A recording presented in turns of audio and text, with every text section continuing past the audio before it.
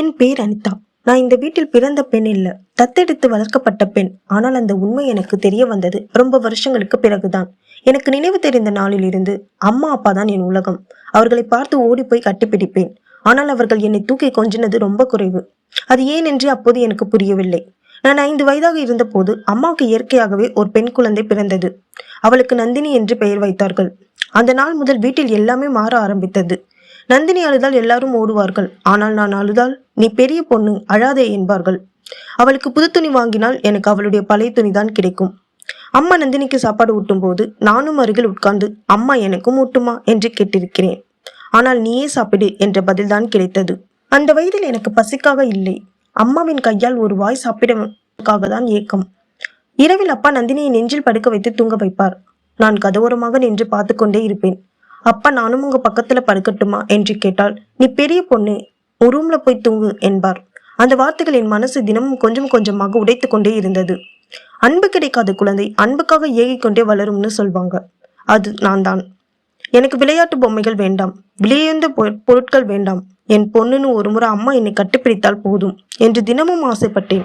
ஆனால் அந்த ஆசை ஆசையாகவே இருந்தது. பிறகுதான் என் வாழ்க்கையை தலைகீழாக மாற்றி அந்த உண்மை தெரிய வந்தது. ஒரு நாள் வீட்டில் யாரும் இல்லாத நேரத்தில் பழைய பீரோவை சுத்தம் பண்ணிட்டு இருந்தேன். அப்போ ஒரு பழைய கோப்புக்குள் இருந்த சில பேப்பர்கள் கீழே விழுந்தன. அது எடுத்து பார்க்கும்போது என் பெயருடன் இருந்த தத்தெடுப்பு சான்றிதழ் என் கண்ணில் பட்டது. முதலில் என்னால் அதை நம்பவே முடியவில்லை. அனிதா என்ற பெயருக்கு கீழே தத்தெடுக்கப்பட்ட குழந்தை என்று இருந்த அந்த வார்த்தைகள் என் உயிரையே உலுக்கியது. அந்த நிமிஷம் வரை நான் ஏன் இந்த வீட்டில் அந்நியமா நடத்தப்படுறேன்னு புரியாமல் இருந்தேன். ஆனால் அந்த ஒரு பேப்பர் எல்லா கேள்விக்கும் பதில் சொல்லிவிட்டது. அந்த நாள் முழுக்க என் ரூம்ல உட்கார்ந்து அழுதேன். மாலையில் அம்மாவும் அப்பாவும் வீட்டுக்கு வந்ததும் அந்த பேப்பரை அவர்களிடம் காட்டி, நான் உங்க பொண்ணு இல்லையாமா என்று கேட்டேன். இருவரும் அதிர்ச்சியோடு என்னை பார்த்தாங்க. சில நிமிஷம் யாருமே பேசல. பிறகு அப்பா மெதுவாக, ஆமாம், உன்னை நாங்க தத்தெடுத்தோம். எங்களுக்கு பல வருஷம் குழந்தை இல்லை, அதனால் உன்னை தத்தெடுத்து வளர்த்தோம். அதுக்கப்புறம் நந்தினி பிறந்துட்டான்னு சொன்னாரு. அந்த வார்த்தை கேட்டதும் என் கண்ணீர் நிற்கவே இல்லை.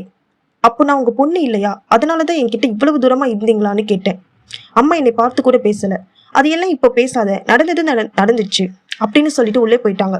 அந்த நிமிஷம் நான் அனாதை இல்லை, ஆனா அன்பு இல்லாத குழந்தைன்னு மட்டும் புரிஞ்சது. அந்த நாளில் இருந்து யார்கிட்டையும் எதையும் எதிர்பார்க்க கூடாதுன்னு முடிவு பண்ணிட்டேன். வீட்டுல எல்லா வேலையும் நானே செய்வேன். அம்மா சொன்னதுக்கு மறுபேச்சு கூட பேச மாட்டேன். நந்தினியையும் என் தங்கச்சியா தான் பாத்துக்கிட்டேன். அவள் மேல் எனக்கு எந்த விருப்பம் இல்லை. ஏன்னா அவளுக்கு கிடைத்த அன்பை நான் இழந்ததுக்கு அவள் காரணம் இல்லை. ஆனால் என் மனசுக்குள்ள இருந்த அந்த வெற்றிடம் மட்டும் நாளுக்கு நாள் பெருசாகிட்டே போச்சு. ஒரு நாள் யாராவது என்னை மனசார நேசிப்பாங்களா, நீ என் வாழ்க்கைன்னு சொல்லுவாங்களா, அந்த ஒரு அன்புக்காக மட்டும் என் மனசு அமைதியா காத்துக்கிட்டு இருந்தது. நாட்கள் வேகமாக நகர்ந்தது. எனக்கு 24 வயசு, நந்தினிக்கு 22 வயசு. அவளுக்கு எது வேண்டுமானாலும் உடனே வாங்கி கொடுப்பாங்க. எனக்கு மட்டும் இது தேவையில்லை, அது தேவையில்லைன்னு சொல்லிடுவாங்க. அதுக்கெல்லாம் நான் பழகிட்டேன். ஒரு ஞாயிற்றுக்கிழமை காலையில் அம்மா அவசர அவசரமாக வீட்டை சுத்தம் பண்ணிட்டு இருந்தாங்க. புதுசா திரை போட்டாங்க. நிறைய இனிப்பு காரும் வாங்கி வைத்திருந்தாங்க. யாருமா வராங்கன்னு கேட்டேன். மாப்பிள்ளை வீட்டு ஆளுங்க வராங்க, சீக்கிரம் போய் நல்ல புடவை கட்டிட்டு வான்னு சொன்னாங்க. எனக்கு ஆச்சரியமாக இருந்தது. யாரை பார்க்க வராங்கன்னு கூட சொல்லல. கொஞ்ச நேரத்துல 3 கார் வீட்டுக்கு முன்னாடி வந்து நின்னது. அதுல இருந்து இறங்கின குடும்பத்தை பார்த்ததும் அவங்க பெரிய பணக்கார குடும்பம்னு தெரிஞ்சது. நகை, கம்பீரம், மரியாதை எல்லாமே வேற லெவல். அவங்க வீட்டு தலைவர் சிரிச்சுக்கிட்டே, எங்களுக்கு 2 பசங்க, 2 பேருக்கும் ஒரே வீட்டுல இருந்து பொண்ணு பார்த்தா நல்லா இருக்கும்னு நினைச்சேன் அப்படின்னு சொன்னாரு. அப்பா அம்மா முகம் மலர்ந்தது.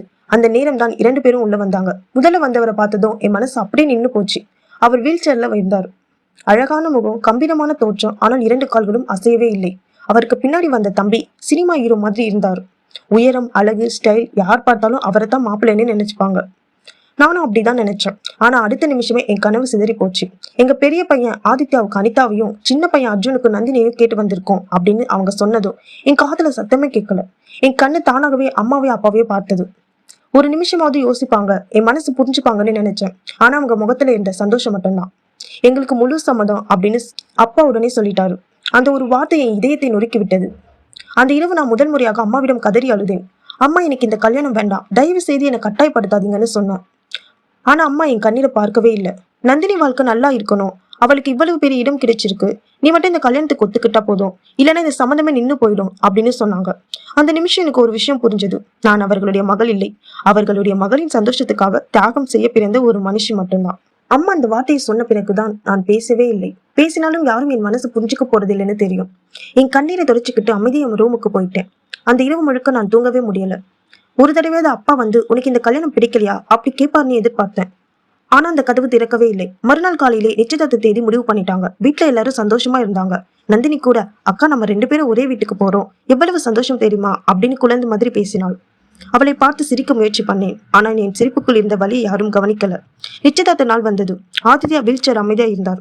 அவர் முகத்துல கூட சந்தோஷம் இல்லை. நான் அவரை பார்த்தேன். அவரும் ஒரு நொடி என்னை பார்த்தார். அந்த பார்வையில சந்தோஷம் இல்லை, கோபம் இல்லை, வெறுமை மட்டும் இருந்தது. அந்த பார்வை எனக்கு ஒரு கேள்வி எழுப்பிச்சு. இவருக்கும் இந்த கல்யாணத்துல விருப்பம் இல்லையோ? நாட்கள் வேகமா போச்சு. கல்யாண நாள் வந்தது. மண்டபம் முழுக்க உறவினர்கள் கூட்டம். எல்லாரும் நந்தினி அர்ஜுன் ஜோடியை பார்த்து எவ்வளவு அழகான ஜோடி அப்படின்னு பேசிக்கிட்டு இருந்தாங்க. என்னையும் ஆதித்யாவை பார்த்து சிலர் இரக்கத்தோடு பார்த்தாங்க. பாவம், இவ்வளவு அழகான பெண்ணுக்கு இப்படியா வாழ்க்கை அமையணும் அப்படின்னு கிசுகிசுத்தது என் காதுல தெளிவாக விழுந்தது. அந்த வார்த்தை என் மனசை காயப்படுத்தினாலும் நான் தலைகுனிஞ்சு அமைதியா உட்கார்ந்திருந்தேன். சிறிது நேரத்தில் ஆதித்யா என் கழுத்தில் தாலி கட்டினார். அந்த 3 முடிச்சு விழுந்த நிமிஷம் என் பழைய வாழ்க்கை முடிஞ்சு எனக்கே தெரியாத ஒரு புதிய வாழ்க்கை ஆரம்பமாயிடுச்சு. கல்யாணம் முடிஞ்சு எல்லாரிடமும் ஆசீர்வாதம் வாங்கினோம். அம்மா அப்பா முன்னாடி நின்னேன். சந்தோஷமா இரு அப்படின்னு மட்டும் சொன்னாங்க. நான் மனசுக்குள்ள ஒரு தடவையாவது என்னை கட்டுப்பிடிங்க, நான் உங்க பொண்ணு தானேன்னு உணர வைங்க அப்படின்னு நினைச்சேன். ஆனா அந்த ஆசையும் நிறைவேறல. கண்ணீரை மறைச்சுக்கிட்டு என் கணவரோட புதிய வீட்டுக்குள் காலடி எடுத்து வைத்தேன். அந்த வீட்டுக்குள் நுழைந்த போது எனக்கு தெரியாம என் மனசு ஒரு விஷயத்த மட்டும் வேண்டிக்கிட்டது. கடவுளே, இதுவரைக்கும் எனக்கு கிடைக்காத அன்பு இனிமேலையாவது கிடைக்கட்டும். ஆனா அந்த இரவு என் வாழ்க்கையில் இன்னொரு பெரிய அதிர்ச்சி காத்திருந்தது.